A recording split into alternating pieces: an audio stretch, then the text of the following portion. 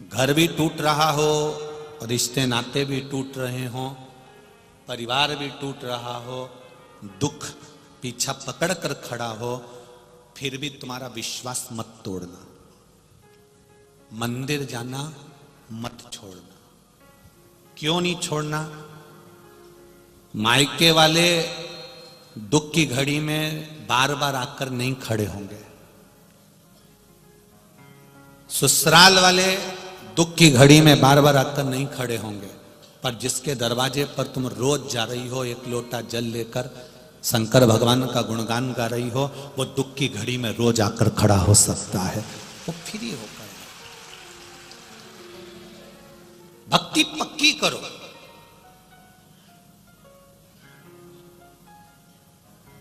जब भक्ति पक्की हो जाएगी, जब विश्वास पक्का हो जाएगा, फिर आप डोल नहीं सकते। धर्म की जय हो, अधर्म का नाश हो, प्राणियों में और विश्व का कल्याण। ये विश्व का कल्याण तब होगा जब हम किसी ना किसी रूप में, कहीं ना कहीं, हम किसी ना किसी रूप में सत्कर्म में लगे हुए।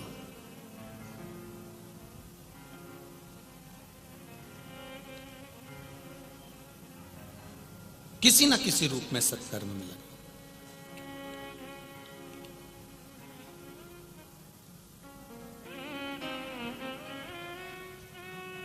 नासिक में कुंभ का मेला भराया, कई बार भराया, आ जाता है 12 वर्ष में कुंभ का मेला।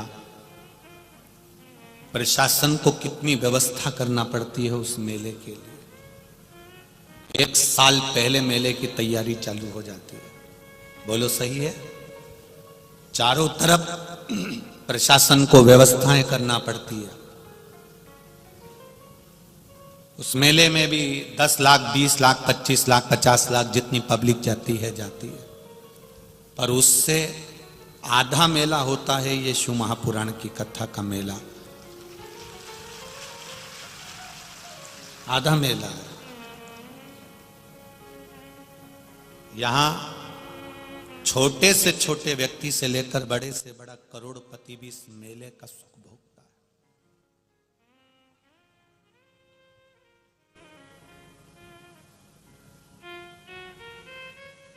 कुंभ के मेले में कभी पत्नी खो जाती है, कभी पति खो जाता है, कभी बच्चे खो जाते हैं, कभी पड़ोसी खो जाता है, कभी माता खो जाती है, कभी पिता खो जाता है, कभी बहन खो जाती है, कभी भाई खो जाता है।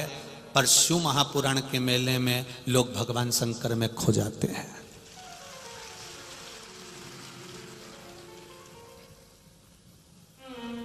यहां शिव में खो रहे हो आप।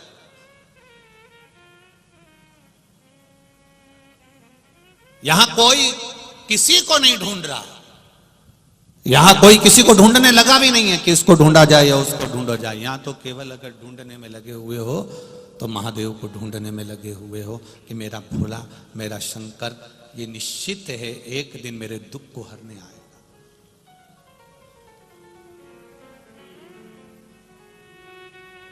भक्ति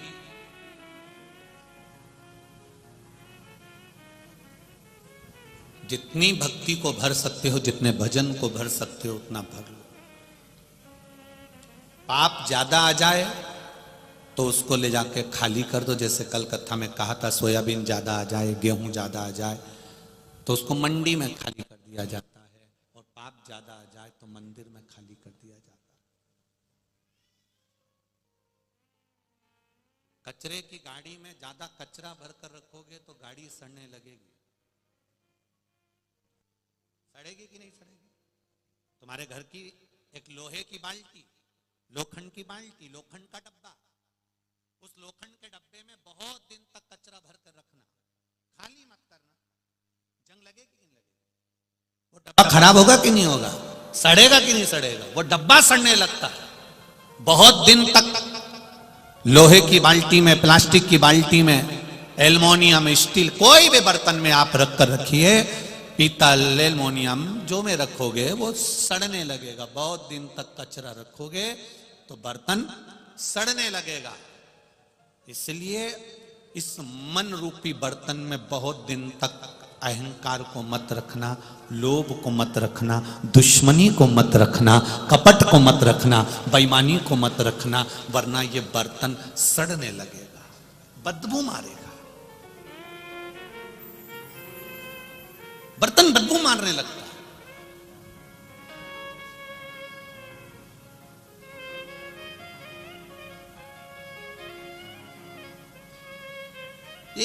कोई कह रहा था गुरुजी, वो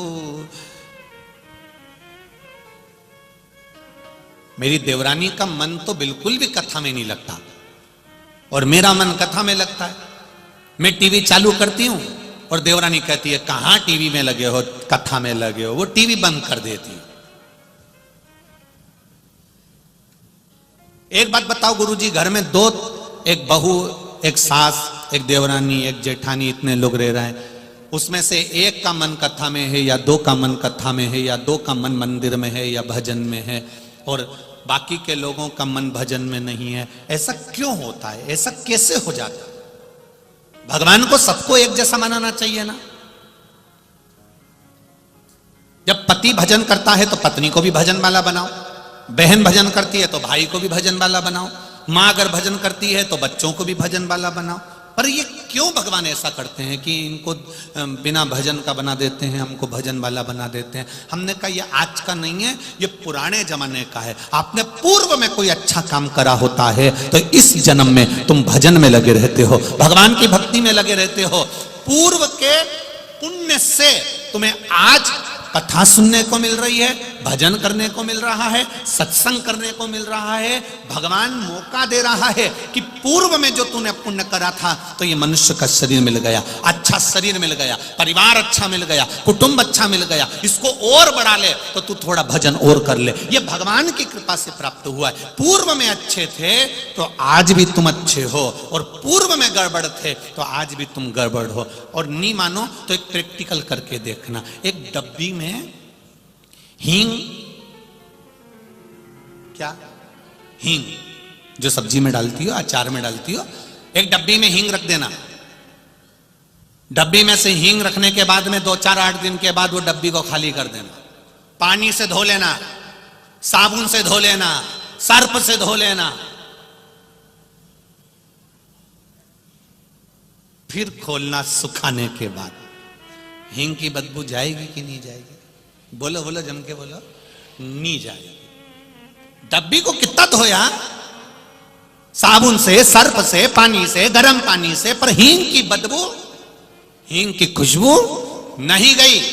उसी तरह पूर्व में जो तुम थे वो हींग की डब्बी भले खाली कर दी, पहले अपन ना जाने क्या थे, कोई कुछ था, कोई कुछ था, 84 लाख योनियां काटी हैं, ये हींग की डब्बी ना जाने कितनी बार खाली हो गई। अगर भजन में लगे हो तो समझ लेना वो हींग की खुशबू अभी तक नहीं गई है, वो अभी तक। डब्बी भले खाली कर दी, डब्बी भले धो दी, डब्बी भले साबुन से, सर्फ से, सबसे धोई गई, पर वो हींग की बदबू, हींग की खुशबू नहीं गई। उसी तरह हमारे 84 लाख जन्म निकल गए और 84 लाख जन्म निकले। हमने क्या करा था पूर्व में? अगर हमने भजन करा था तो वो भजन की गंध आज तक नहीं गई। अपने आप आपका मन कथा में लग जाता है। और किसी किसी को डांट डांट के बिठाओ, मार मार के बिठाओ, चिल्ला चिल्ला के बिठाओ तो भी मन नहीं लगता। किसी किसी बूढ़ी बूढ़ी माताओं को देख लो, इनका खाने में मन लग जाए, सिलाई में, स्वेटर बनाने में मन लग जाए, कपड़ा सिलने में मन लग जाए, बड़ी तोड़ने में मन लग जाए, पापड़ में मन लग जाए, कपड़ा सुधारने में मन लग जाए, मेहंदी लगाने में मन लग जाए, बुराई करने में मन लग जाए। पर इनका मन किसी किसी डोकरी का ऐसा रहे कि उसको कितना भी कह दो कि भगवान के मंदिर चल, वो नहीं जाए। उसको कथा में बिठा दो तो कथा नहीं सुने, टीवी चालू कर दो कथा की तो मन नहीं लगे, मैं पसरी जाए।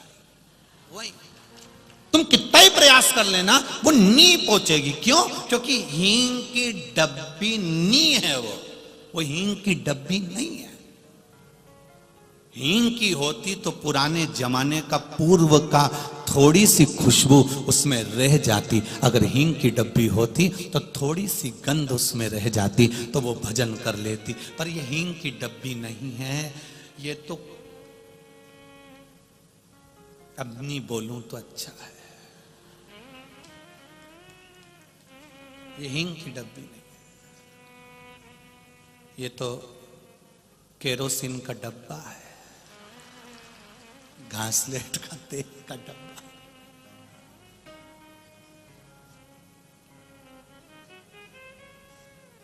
घासलेट के तेल का डब्बा देखा तो लग रहा है केरोसिन का डब्बा।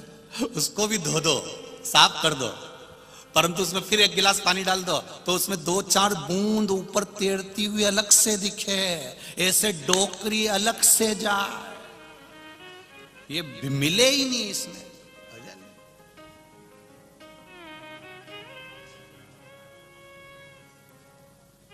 तो मेरी मालेगांव की हींग की डब्बियों, ये खुशबू आपकी कितने ही जन्म दे दे मेरा भोलेनाथ, 84 लाख योनियां काट दे, ये डब्बी की गंध जाना नहीं चाहिए। ये हींग की डब्बी की गंध खुशबू जाना नहीं चाहिए। कितनी दे दे वो जन्म, कितने ही सांप बनाए, बिच्छू बनाए, और ऐसा नहीं है सब बने अपन, ऐसा नहीं कि अपन ने कोई जन्म नहीं लिया होगा। आप भी कुछ ना कुछ बने होंगे पूर्व में, हम भी कुछ ना कुछ बने होंगे। 84 लाख योनियां काटते काटते काटते काटते यहां तक पहुंचे हैं। माथे की जूं भी बने थे, किसी ने निकाल के नकुन पे धर के निपटा दिया।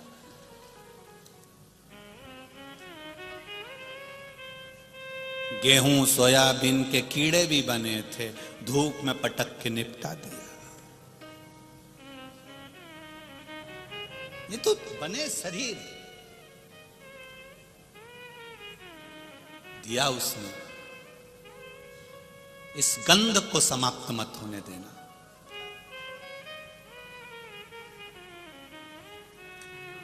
कोई तुमसे कह दे, होता है कभी कभी जो मकान बनता है, आपके घर में बाथरूम बनी है, बोलो तो बनी है। अगर समझदार मिस्त्री मिल गया, छत बनाने वाला, बाथरूम बनाने वाला, घर बनाने वाला, समझदार मिस्त्री मिल गया, समझदार मिल गया, तो वो जो बाथरूम बनाता है ना, तो बाथरूम में जब वो टाइल्स लगाता है, पत्थर लगाता है, तो ऐसा थोड़ा सा ढाल करके लगाता है। ढाल कर कर क्यों? पानी यहां डलेगा और वो वहां पाइप में चला जाएगा, खड्डे में चला जाएगा। जो मिस्त्री समझदार नहीं होता तो वो एकदम चपटा धर दे, तो पानी वहीं की वहीं भरा रहे, परंतु वो निकले। फिर क्या करना पड़ता है उसको? पानी जब नहीं निकलता तो क्या करते हो? फिर वही बाथरूम में, जैसे हम अग्रवाल जी के ठहरे हैं, तो हम जिस कमरे में ठहरे हैं कक्ष में, उनके बाथरूम में प्लास्टिक की झाड़ू रखी। क्या करना पड़ता है? बोलो, जम के बोलो जरा। फिर वो झाड़ू से झाड़ झाड़ के उस पानी को उस खड्डे तक लेकर जाना पड़ता है। आपके भी बाथरूम में झाड़ू रखी होगी हो, ऐसी झाड़ने वाली, पानी निकालने के लिए। फिर वो खड्डे में ले जाना पड़ता। जैसे 2 तरह की बाथरूम होती है, 2 तरह की छत होती है। एक ढाल में होती है, पानी यहां डाला सीधे पाइप में, और एक छत एकदम सीधी, बाथरूम का फर्श एकदम सीधा, जाए नहीं तो झाड़ू से झाड़ झाड़ कर निकाला जाता है। उसी तरह 2 तरह के लोग होते हैं। एक ढाल में होते हैं, जैसी कथा चालू हुई 2 बजे टीवी खोल के बैठ गए या कथा में जाकर बैठ गए। और एक ऐसे होते हैं जिनको झाड़ झाड़ के ले जाना पड़ता, चाल चाल चाल, तब जाकर वो कथा में पहुंच पाते। बोलो री जी सही है कि गलत है? तुम जितने बैठे हो ये सब झाड़ू से निकलने वाले नहीं। तुम ढाल में हुए हो। जितने लोग शिव महापुराण की कथा आस्था चैनल पर सुन रहे हैं, जितने लोग फेसबुक यूट्यूब पर सुन रहे हैं, जितने इस मालेगांव की पावन धरा पर बैठकर लाखों की संख्या में कथा सुन रहे हो, तुम विश्वास रखना, तुमको जिसने बनाया वो मिस्त्री साधारण नहीं है, तुम्हारे माता पिता साधारण नहीं है, इसलिए उन्हें ढाल में बनाया। तुम्हारे माता पिता का संस्कार तुम्हारे साथ में है, तुम्हारे माता पिता की सभ्यता, संस्कृति, उनका संस्कार, उनका ज्ञान तुम्हारे साथ में है, इसलिए तुम हमेशा ढाल में रहते हो। तुम्हारा मन कथा में, सत्संग में, भजन में, मंदिर में, कीर्तन में लगा रहता है। कहीं कहीं के ऐसे होते हैं जिनका मिस्त्री अच्छा नहीं होता, तो वो ढाल में पैदा नहीं होते। फिर उनके मिस्त्री कहते हैं कि जा कथा में चले जा, छोरे से कहते हैं मंदिर में एक लोटा पानी चढ़ाया, बहू से कहते हैं पशुपति व्रत कर ले, नहीं करती, फिर वो झाड़ू से झाड़ उसे ले जाना पड़ता। तो मिस्त्री अच्छा होना चाहिए। और मेरा विश्वास कहता है जिसके माता पिता मिस्त्री के रूप में बच्चों को जन्म देते हैं तो बच्चे संस्कारित होते हैं। अगर श्रेष्ठ मिस्त्री है तो आज आपको देखकर 10 लाख से ज्यादा लोग इस कथा को श्रवण कर रहे हैं मालेगांव की इस पावन धरा पर। जिस मालेगांव की कैपेसिटी इतनी नहीं है, जितने से ज्यादा लोग इसमें आ गए। इस मालेगांव के कथा में जो लाखों लोग कथा को श्रवण कर रहे हैं, आपको नमन करने से पहले मैं आपके माता पिता जो मिस्त्री हैं उनको नमन करता हूं। उन्होंने ढाल में बनाया। गर्भ में जब बच्चा था भजन करा, मंदिर गए, कीर्तन करा, रामायण पढ़ी, भगवत भजन में लगे रहे, तो संतान भी ढाल में हुई, भगवान की भक्ति में, भजन में। तुम छोटे छोटे बच्चों को देखना पानी चढ़ाते हैं, समझ लेना उनके मिस्त्री जोरदार है, उनके माता पिता बहुत अच्छे हैं जिन्होंने ऐसा संस्कार दिया। और कई कई ऐसे होते हैं जिनको झाड़ू से झाड़ के, बहुओं से कहते हैं, सास भी कहती है चलो कथा में चलो, टीवी पे आ रही है बेटा, कथा देख ले, महाराज बहुत जोरदार बोल रहा है, 5 मिनट सुन ले। बहू कहती है मम्मी तुम तो फ्री हो, मेरे पास कहां टाइम है, मेरे पास में वक्त नहीं है।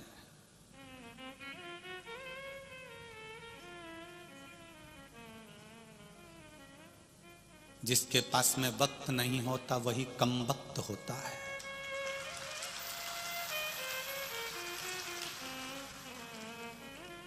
दोनों को अलग कर दो ना, कम वक्त।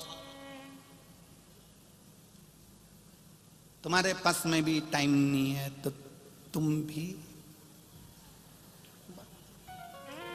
समय नहीं है हमारे पास। किटी पार्टी का समय है, होटल जाने का समय है, अभी 31 आ जाएगी,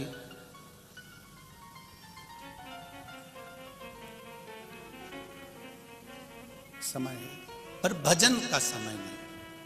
साधु आता, आपके नजदीक में अगर कोई देवालय है, शिवालय है, शंकर भगवान का कोई शिवालय आपके नजदीक में है, प्रयास करना 2 कदम चलकर वहां तक जाना।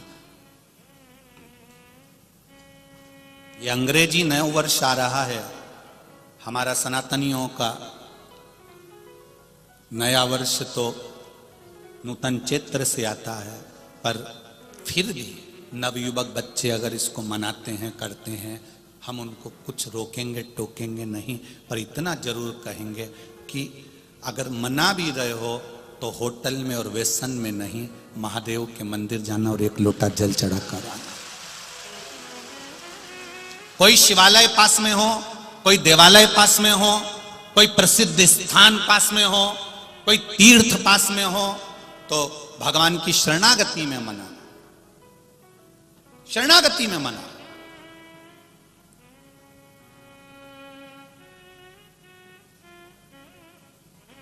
जाओ उस महादेव की भूमि पर कंकर शंकर को नमन कर कर आओ।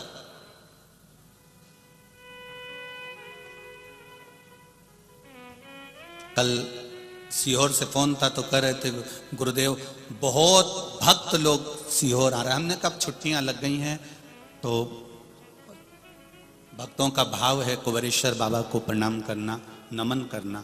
वो भी चाहते हैं कि कंकर शंकर की धरा को एक बार नमन कर लिया जाए तो बाबा हमारा नूतन वर्ष अच्छा करे। ये लोगों का भाव है, हृदय है, चित्त है, ये भक्ति है उसकी, और अविरल भक्ति है उसकी।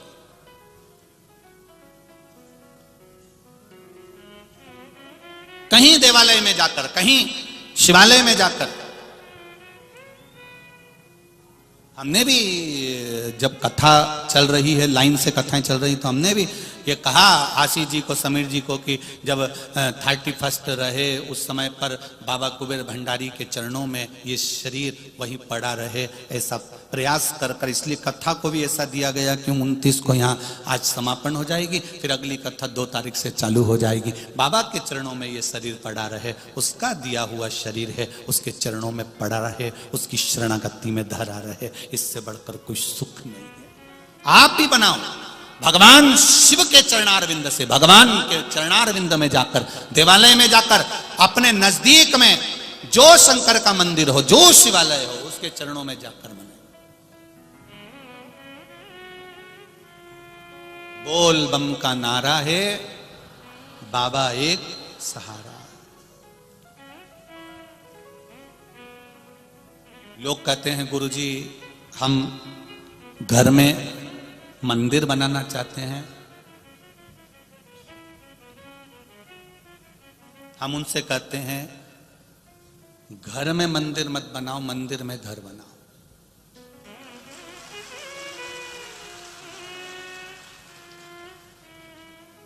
दिल्ली में मकान बनाना सरल है, दिल्ली में दुकान बनाना सरल है, दिल्ली में फ्लैट लेना सरल है, पर किसी के दिल में जगह बनाना बड़ा कठिन है। आप महादेव के दिल में जगह बनाइए और महादेव आपके दिल में जगह बनाए। हम हमारे घर में भगवान का मंदिर बनाए ना बनाए, पर भगवान के ये जो घर है आपका, ये घर नहीं है, ये भगवान का मंदिर है। उस मंदिर में तुम्हारा घर है, तुम्हारे घर में भगवान का मंदिर नहीं है। तुम भगवान के पास रहते हो, भगवान तुम्हारे पास नहीं रहता।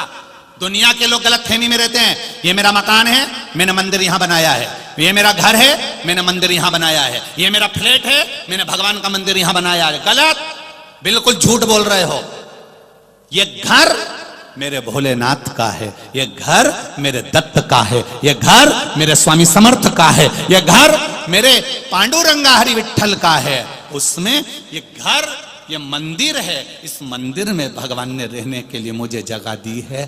भगवान क्योंकि माता पिता हैं, माता पिता अपने बच्चों के सोने के लिए अच्छा बड़े से बड़ा रूम देते हैं, और बुजुर्ग माता पिता छोटे से हॉल में, कमरे में पड़े रहते हैं। भगवान भी कहता है तू मेरी संतान है, तू अच्छे कमरे में रह, मेरे लिए छोटी सी जगह बहुत है, क्योंकि मैं छोटा बनकर रहता हूं, कहीं पर भी आनंद करता रहता हूं, तू सुखी से रह। हमारे घर में मंदिर नहीं है, मंदिर में हमारा घर है।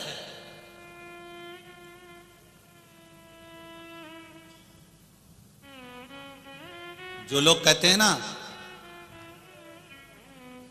भगवान घर में रहते हैं, जो लोग कहते हैं भगवान घर में रहते हैं, जो लोग कहते हैं भगवान मंदिर में रहते हैं, वो झूठ कहते हैं। भगवान को रहने के लिए मंदिर और घर की जरूरत नहीं पड़ती। भगवान को रहने के लिए निर्मल मन सो मोहि पावा, भगवान को रहने के लिए निर्मल दिल की जरूरत पड़ती है, अच्छे मन की जरूरत पड़ती है। आपका दिल जितना क्लीन होगा, जितना साफ होगा,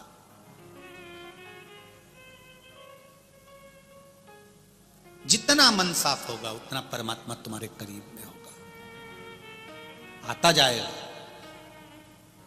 यहां से, इस व्यासपीठ से, आज विराम का दिन है, कथा के विराम दिवस है। हम तो आपको कुछ नहीं दे सकते, पर इतना जरूर कह सकते हैं, अगर आपने दिल से शिव को अपने दिल में बिठाकर, बिना कपट के, बिना छल के, बिना बेईमानी के, बिना प्रपंच के, कोई प्रपंच आपके जीवन में नहीं, और आपने अगर दिल से कथा सुनी है और वो अगर दिल में बैठ गया तो तुम्हारे दिल में जितनी जितनी तमन्ना होगी वो बाबा देवाधिदेव महादेव पूरा कर देगा।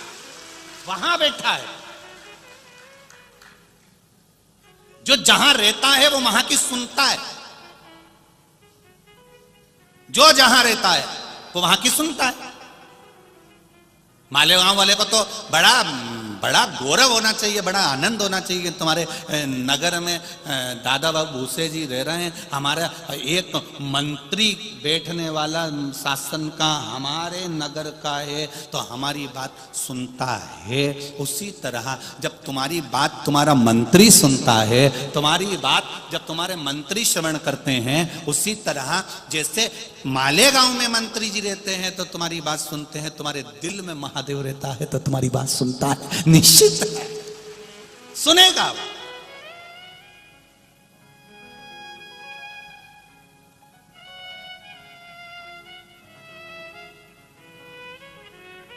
आदरणीय दादा बाबू भूसे जी की धर्मपत्नी माई जी कह रही थी, गुरुजी अब मुझे कुबेरेश्वर धाम आना है।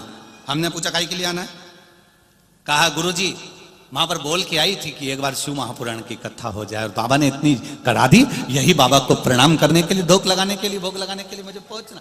दिल से अगर कहा, हृदय से अगर कहा आप कुबेरेश्वर धाम आते हो, शंकर भगवान तो वहां पर कहीं आपको कोई मूर्ति नहीं मिलेगी, पर कंकर को उठाकर आपने पूजन करा, और पूजन करने के बाद दिल से कहकर उस कंकर को ले जाकर एक साइड में, कहीं एक साइड में उसको रख दिया, कहीं एक साइड में, मत छोड़कर नहीं जाना।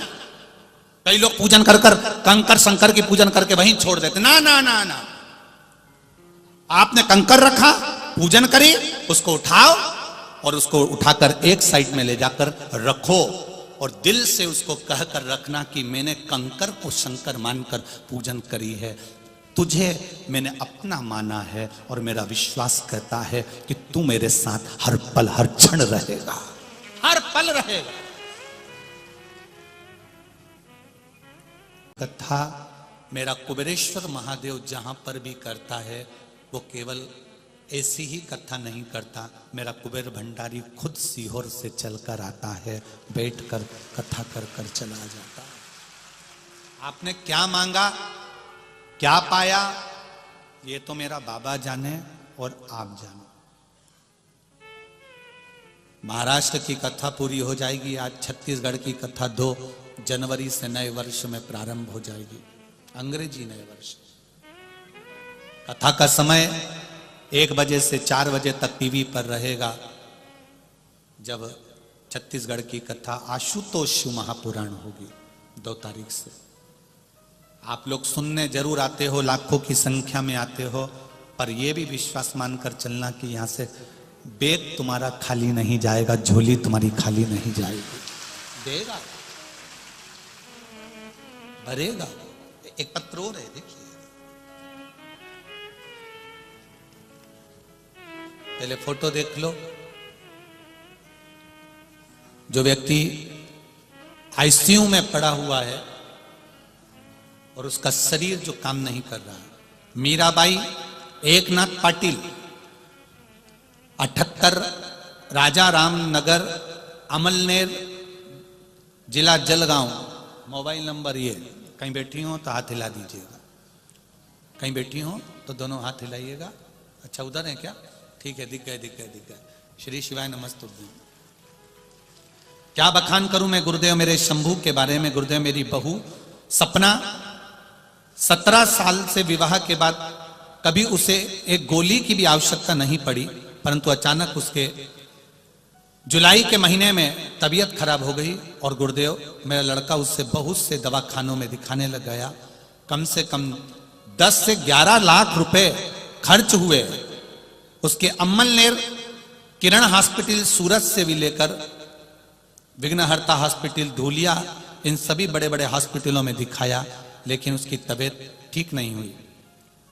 फिर हम धूलिया के हॉस्पिटल में लेकर आए, वहां पर महादेव के रूप में डॉक्टर तुकाराम पाटिल जी मिल गए, और उन्होंने कहा आपकी बहू को ठीक होने में समय लगेगा, क्योंकि इसको एक बीमारी हो गई है, मोटर न्यूरॉन डिसीज नाम की बीमारी हुई है। उसका शरीर 80% पैरालिसिस के चपेट में आ गया। केवल पैरालिसिस होता है तो शरीर काम नहीं करता, पर ये जो पैरालिसिस है इसमें दिमाग, वाणी, श्रवण शक्ति और इंद्रियां भी काम नहीं करती। मेरी गुरुदेव, हम हिम्मत हार चुके थे, तब मेरी लड़की ने कहा, मां सीहोर वाले महाराज कथा करते हैं शिव महापुराण की, आप कथा सुनिए। मैं हॉस्पिटल में, मेरा बेटा हॉस्पिटल में, कथा कहां सुनते, मोबाइल पर कथा सुनना चालू करा। उसमें आपने पशुपति व्रत के बारे में बता दिया। आपकी रोज की कथा में आप 1 लोटे जल का कहते हो, ऐसा कोई दिन नहीं जाता जब आप जल का नहीं बोलते। 1 लोटे जल का मैंने बखान सुना, इंदौर वाली कथा सुनी, और मैंने पशुपतिनाथ का व्रत अभी इंदौर की जो कथा रही उसमें करना प्रारंभ कर दिया। इतने सालों से बीमार पड़ी मेरी बहू, जिसकी इंद्रियां काम नहीं कर रही थी, शरीर काम नहीं कर रहा था। बाबा केवल पशुपति व्रत कर कर पानी चढ़ाती, पानी लाती, बहू के मुंह पर लगा देती, थोड़ा सा घुट भर पिला देती। बाबा की कृपा से मेरे बाबा ने अपना समझकर मेरी बहू को धीरे धीरे धीरे धीरे ठीक करना प्रारंभ कर दिया।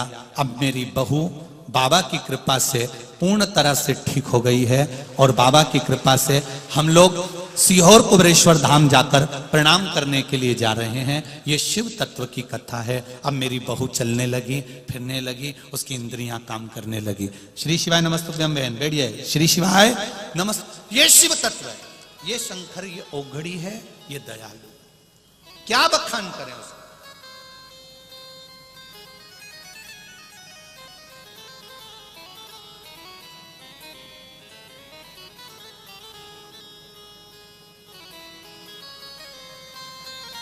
क्या बखान करें। तेरी कृपा बिना न हिले एक भी अनु, लेते हैं श्वास तेरी कृपा से दनो दनो। बखान क्या करूं मैं राखों के ढेर का, चपटी बबूत में खजाना कुबेर का। गंगाधर मोहिनीवार ओमकार तू, भोले ओमकार तू। आयो शरण तिहारी शंभो तार तार तू। मेरा शिव देव,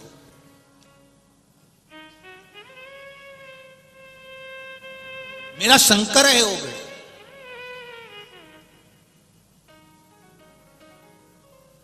आप उस पर विश्वास रखे हो, भरोसा रखे हो।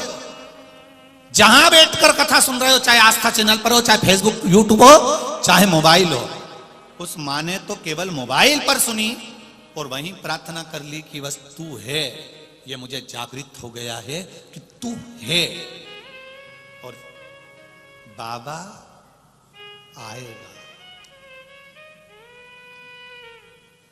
रोटी जैसे अपन कह रहे हैं ना, आएगी, ट्रेन आएगी, बस आएगी, बहू पोता पोती आएंगे, सब कुछ आएगा। तो ये निश्चित है मेरा बाबा आएगा।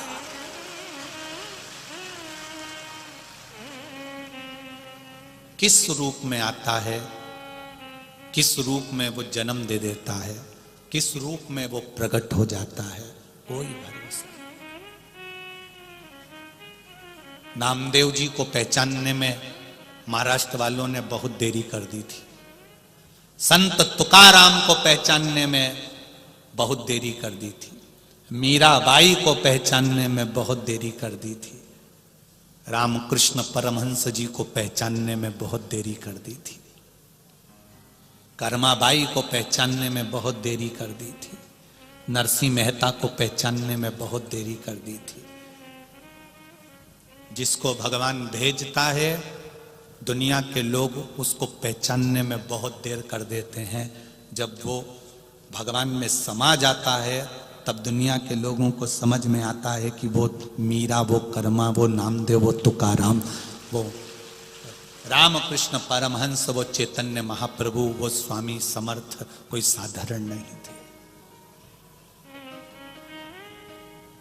उनको पहचानने में बहुत देरी कर देते।